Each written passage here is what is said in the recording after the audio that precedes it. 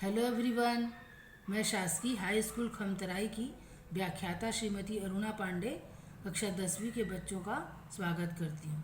आज हम लोग विज्ञान विषय में जैविक प्रक्रियाओं में श्वसन तंत्र को पढ़ेंगे। श्वसन तंत्र, श्वसन एक जैव रासायनिक प्रक्रिया है। सभी सजीवों में, चाहे पौधे हों या जंतु, श्वसन एक निरंतर चलने वाली जैविक प्रक्रिया है। श्वसन की प्रक्रिया में शरीर और वातावरण के बीच गैसीय कार्बन डाइऑक्साइड और ऑक्सीजन का आदान प्रदान होता है, जिसके लिए पौधों में रंध्र और नलियाँ पाई जाती हैं। यहाँ दो डायग्राम दिखाई दे रहा है। पहले डायग्राम में पत्ती का चित्र बना है और दूसरे डायग्राम में ऐसा पलट दें पत्ती को तो उसमें स्टोमेटा होते हैं। स्टोमेटा दिखाई दे रहा है। इसी प्रकार जंतुओं में फेफड़े, त्वचा, गलफड़े और नलियों की विशेष व्यवस्था होती है। यहाँ दो डायग्राम दिखाई दे रहा है। पहले डायग्राम में मछली का गिल्स या गलफड़े जिसको कहते हैं वो हैं, और दूसरे डायग्राम में मेढक में 3 प्रकार से श्वसन होता है। एक त्वची श्वसन, दूसरा गलफड़े द्वारा श्वसन और तीसरा लंग्स के द्वारा या श्वसन। हमारे शरीर में मुख्य रूप से 2 फेफड़े और श्वसन संबंधी नलियों से गैसों का आदान प्रदान होता है। दाएं फेफड़े का आकार बाएं से थोड़ा बड़ा होता है। फेफड़ों की बनावट स्पंजी होती है। इसके अंदर श्वास नलियां कई शाखाओं में बटी होती हैं, जैसा कि इस चित्र में दिखाई दे रहा है। इनकी सतह बारीक मुड़ी हुई बुलबुले जैसी संरचनाओं के रूप में होती है, जिन्हें कूपिकाएं कहा जाता है। यदि सभी कूपिकाओं की सतह को फैलाया जाए तो यह लगभग 100 वर्ग मीटर के क्षेत्र को ढक सकती हैं। ये संरचनाएं गैसीय आदान प्रदान के लिए विस्तृत क्षेत्र उपलब्ध करवाती हैं। फेफड़ों में हवा और रक्त की कोशिकाओं के बीच की यह अत्यंत महीन सतह है। हृदय में आने वाला रक्त यहाँ ऑक्सीजन युक्त हो जाता है। हमारे शरीर का यह सबसे दुर्बल हिस्सा है। किसी संक्रमण से धूल, धुआं आदि फेफड़ों के रोग हो जाते हैं। वास्तव में सांस लेना और छोड़ना शरीर की उन गतिविधियों में से एक है जो हमारी कोशिकाओं का अंदरूनी पर्यावरण एक सा बनाए रखने का काम करती है। हमारे शरीर में पेशियों द्वारा पसलियों की गति से और सीने और उदर के बीच स्थित एक गुंबदनुमा मांसपेशी जिसे डायफ्राम कहते हैं, इसके संकुचन से फेफड़ों में हवा भरती है। ये जो स्क्रीन पे दिख रहा है वो डायफ्राम का चित्र है। जब डायफ्राम का संकुचन होता है तो वह नीचे की ओर झुककर सपाट हो जाता है। इससे वक्ष गुहा का आयतन बढ़ जाता है और हवा फेफड़ों में भरती है। डायफ्राम की शिथिलन से वक्ष गुहा का आयतन कम होने से फेफड़ों में से हवा श्वास नलियों में से होकर नाक या मुंह से बाहर निकलती है। फेफड़ों में ज़्यादा से ज़्यादा लगभग 4 से 6 लीटर हवा भरी रह सकती है। जीवित अवस्था में कभी भी फेफड़े पूर्ण रूप से खाली नहीं होते। लगभग 1.5 लीटर से 2.5 लीटर हवा फेफड़ों में हमेशा होती है। श्वसन से संबंधित कुछ चेतावनी। धूम्रपान, बीड़ी, सिगरेट से वायु प्रसार मार्ग में सूजन आ जाती है तथा श्लेष्मा ज़्यादा मात्रा में एकत्रित होने के कारण यह मार्ग संकीर्ण हो जाता है। धूम्रपान करने से फेफड़ों के संक्रमण होने की संभावना ज़्यादा हो जाती है।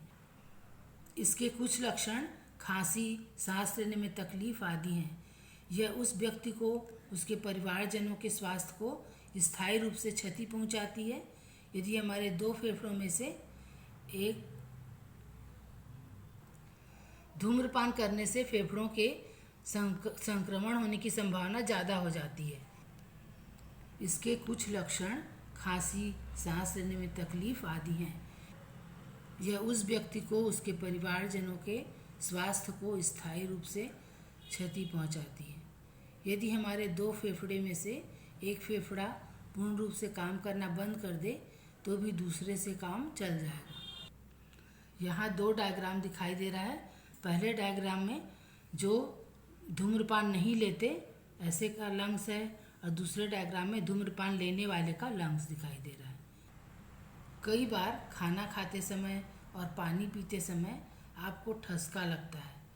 श्वास नली और आहार नाल के बीच का वाल्व सांस लेते समय खुला रहता है और भोजन गटकते समय वाल्व सांस नली को बंद कर देता है।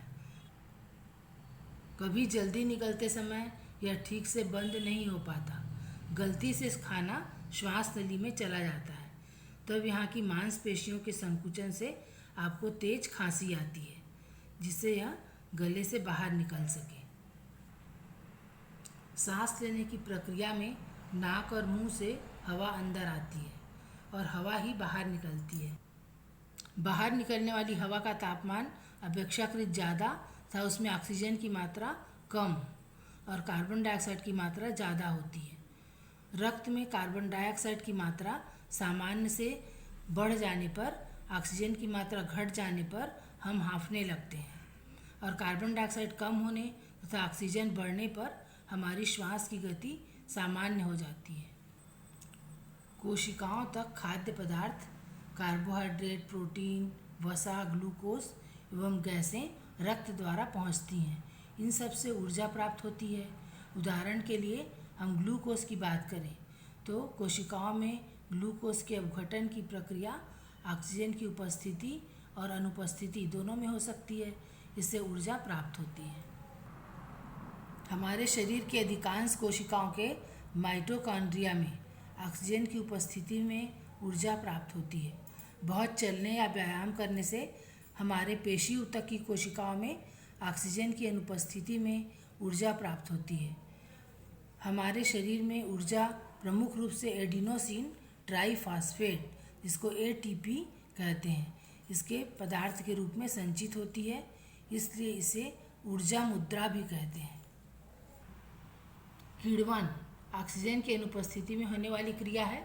ऑक्सीजन की अनुपस्थिति में होने वाली प्रक्रिया है श्वसन का उपयोग औद्योगिक तौर पर विभिन्न कार्बनिक पदार्थों के बनाने में किया जाता है।